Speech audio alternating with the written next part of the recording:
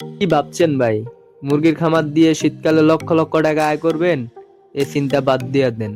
হাজার হাজার মুরগি নিয়ে আসলাম ভাই, শীতকালে মুরগিগুলা টিকাইতে পারি না। প্রতিদিন রেগুলার আপনার 1 থেকে 2টা মুরগি মারা যায়। ঠান্ডা নিয়ন্ত্রণ করা যায় না।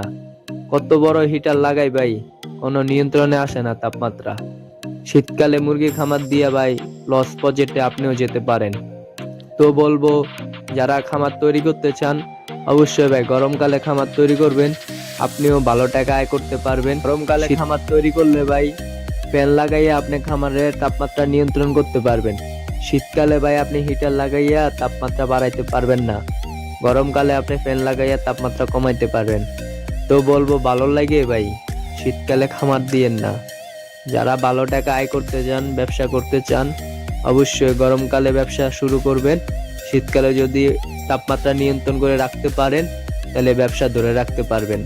না হলে ভাই শীতকালে মুরগি পালন করে আপনিও লক্ষ টাকা লস খাইতে পারেন। লক্ষ